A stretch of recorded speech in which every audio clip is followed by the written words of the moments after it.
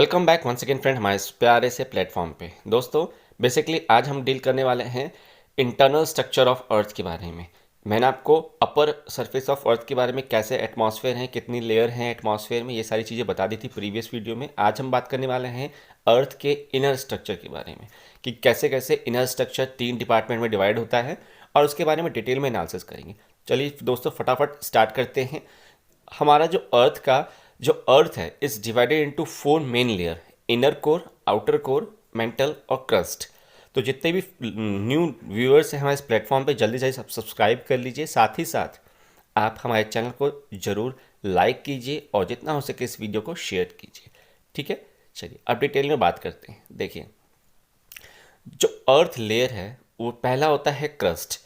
The crust outer most surface is called a crust. The crust is relatively light and brittle. Most earthquake occur within the crust. Mantle.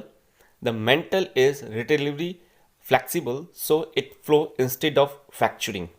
Okay. अब outer core, fluid layer that contains iron.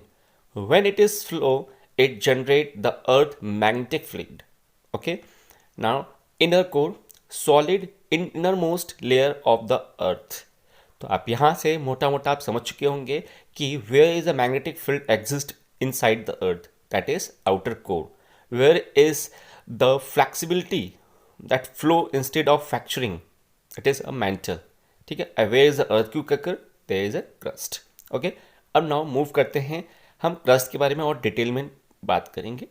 पहले diagram को देखिए, lithosphere लिखा हुआ है और यहाँ पे मोहो लिखा हुआ है।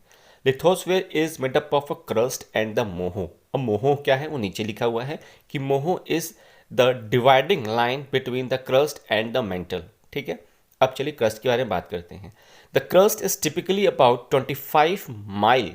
25 mile in the 1 mile we have a 40 kilometre and 25 mile we have two into 40, that is 1000 kilometre thick beneath continent and about 6.5 mil thick beneath ocean. Most earthquake occur within the crust. The crust in this image is much smaller in the real earth.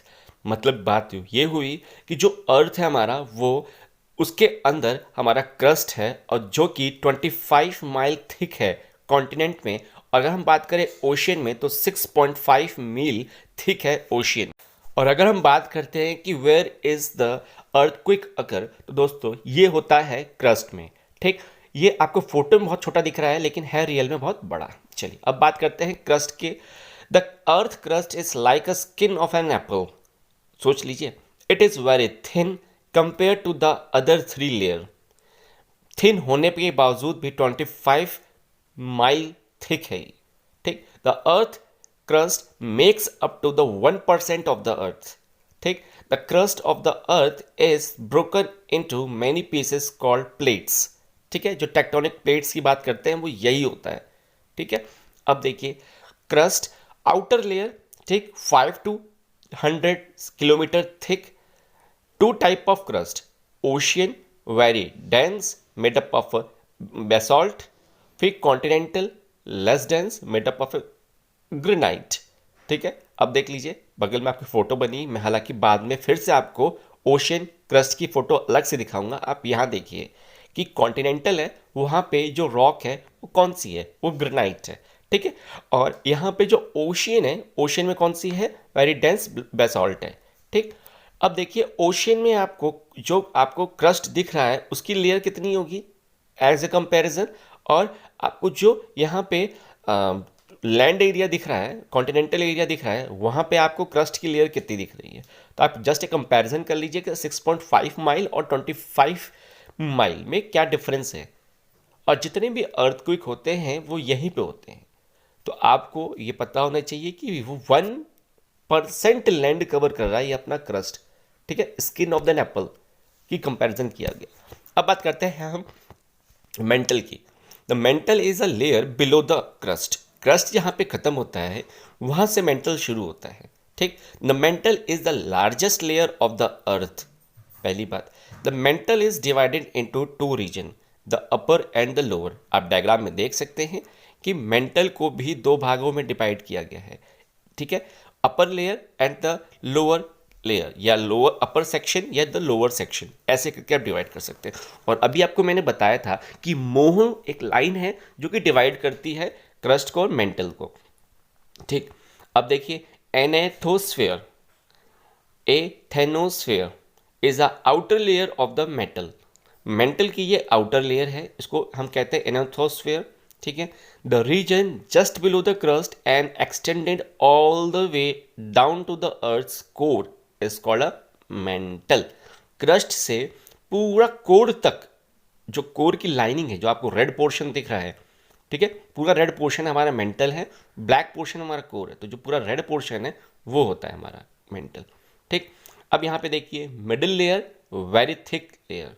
ठीक है, अब यहाँ पे आपको red colour का जो दिख रहा है ना, जो सर्कुलर पार्ट किया गया है, वो है connection currents in the mental, rigid outer layer of the mental. अब उसके ऊपर आपको दो चीज़ दिख रही होगी, कॉन्टिनेंटल प्लेट और ओशेरिक प्लेट। ठीक है, वो क्रस्ट की बात थी। क्रस्ट और मेंटल के बीच में मोह लेयर है। ठीक, और यहाँ पे मेंटल और कोर के बीच में भी एक लेयर है। ठीक है, और फिर कोर भी आपको दिख रहा होगा हल्का हल्का कि इनर कोर और आउटर कोर में डिवीजन है। ठीक, तो आप देखकर एक सीक्वेंस वाइज चला आ रहा है क्रस्ट, मेंटल एंड कोर का। ठीक, अब हम डिटेल में थोड़ा जानेंगे कोर के बारे में। अब देखिए, made up of mostly of iron. Core में क्या होता है? आयरन होता है। ठीक, 1/3 of the earth mass is exist with in the core. जो अर्थ का मास है वो हमारे कहाँ पाया जाता है? 1/3, एक तिहाई हिस्सा कोर में पाया जाता है। Core is a very hottest region, inner region of the earth. ठीक है, ये सारी चीज़ें आप एक ऑब्जेक्टिव टाइप क्वेश्चंस के लिए प्रिपेयर कर सकते हैं और बहुत ज़्यादा इंपॉर्टेंट है। Beneath the metal is the earth core. The earth core consists of fluid outer core and a solid inner core. Fluid outer core, it means that the iron which are present inside the core are movable, move करते रहते हैं। और जो inner core है उसमें जो iron है वो स्टैटिक रहते हैं। ठीक, because of the outer core contain iron. अब जब जैसे कि मैंने आपको बताया था अभी कि पूरा कोर हमारा आयरन का बना है। ठीक है, तो because of the outer core contain an iron, when it flow it generates an magnetic field. जब आउटर कोर में हमारा आयरन फ्लो करता है फ्रॉम आइदर डायरेक्शन तो एक मैग्नेटिक फील्ड जनरेट होती है। This is the source of the earth's magnetic field. यही सोर्स होता है अर्थ मैग्नेटिक फील्ड का। राइट, समझ में आया आपको? कोर से ही हमारा मैग्नेटिक फील्ड अर्थ का समझ में आता है। ओके, अब देखिए आउटर कोर को हम डिटेल में पढ़ते हैं। The core of the earth is like a ball of a very hot metal. जो हमारा कोर है it just seems as a ball which is made up of iron and it is very hot. ठीक, the outer core is a liquid. Outer core फिर वही बार बार वही चीज बोल रहा है कि outer core is a liquid. The outer core is made up of iron and it's very dense, whose density is very high. You know very well what is density, that is a mass upon volume. Okay, तो where the iron, जो iron content है core में, उसकी जो volume है, उसका जो मास है वो बहुत ज़्यादा है, इसलिए वहाँ पे डेंसिटी ज़्यादा होती है। ओके, चलिए अब देखते हैं हम इनर कोर के बारे में। The inner core of the earth has a temperature and pressure so great that a metal are squeezed together and are not able to move. अब जो इनर कोर है हमारा, उसका टेम्परेचर और प्रेशर इतना ज़्यादा है, इतना हैवी है कि सारे के सारे मेटल वहाँ पे स्क्वीज्ड हो गए हैं।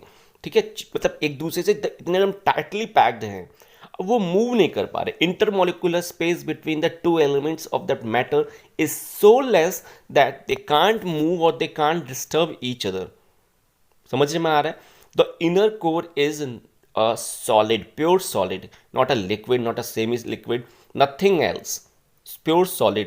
ओके, तो हमारा सबसे सॉलिड पार्ट कहाँ है? इनर मोस्ट कोर में है।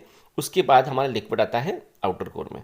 ओके, अब नाउ मूव करते हैं रिवीजन। जैसे कि मैंने आपसे प्रॉमिस किया था कि जब टॉपिक एंड होता है तो मैं आपके लिए उसी टॉपिक का रिवीजन क्विज लेके आऊँगा और आपको उस क्विज में पार्टिसिपेट करना है और बताना है कि इसका राइट आंसर क्या है पूरे हमारे सेक्शन को देखने के बाद। ओके फ्रेंड्स, पहला क्वेश्चन आता है आपके सामने कि what layer is a semi solid and acts like a plastic? Lithosphere, metal या एनाथोस्फेयर? आपको बताना है इसका आंसर। ठीक, क्वेश्चन को पॉज कीजिए, सोचिए और अपना आंसर कमेंट सेक्शन में ज़रूर बताइए हमें।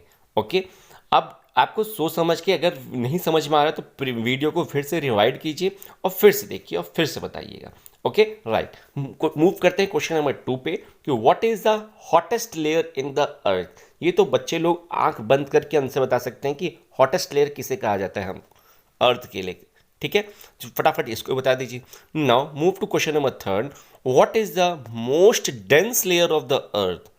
Crust, metal, outer core, inner core. अब आपको ये बताना है कि डेंस लेयर कौन सी है, किसकी डेंसिटी सबसे ज़्यादा है। ठीक है, वो बतानी है। Now move to the next question, the inner core is the most dense. Previous मैंने पूछा था कौन डेंस है, तो आपने क्या कहीं पे इनर कोर लगा दिया है क्या? तो ये ट्रू एंड फॉल्स है, आपको बताना है कि ये सही बात है या गलत बात है। ठीक, नेक्स्ट क्वेश्चन है हमारा कि what layer is the lithosphere in. Lithosphere किस लेयर के बीच में है, क्रस्ट, मेंटल या नेरिना। ठीक है, ये चीज़ें आपको बतानी है। ठीक है, what is the lithosphere made up of, inner and the outer core, crust and the upper rigid metal, upper following metal and the lower metal. अब आपको ये बताना है कि ये जो लेयर थी वो किसके और किसके बीच में थी। दोस्तों आज का सेशन टोटली डेडिकेटेड था inner most layer of the अर्थ के बारे में। मुझे बताइए कि आपको ये वीडियो कैसा लगा। अगर अच्छा लगा हो तो प्लीज़ एक लाइक ज़रूर दीजिएगा, घंटी के बेल के निशान को बजा के, साथ ही साथ जितना हो सके उतना शेयर कीजिए। बहुत मेहनत लगती है इस वीडियो को बनाने में और कोशिश करूँगा मैं आपके लिए और ऐसे ही कुछ geographical as well as environmental studies, science से रिलेटेड ऐसे ही कुछ वीडियोस बनाऊं ताकि आपका एनुअल एग्जाम और आपके कुछ करंट अफेयर प्रिपेयर हो सकें। तब तक के लिए thank you and bye bye.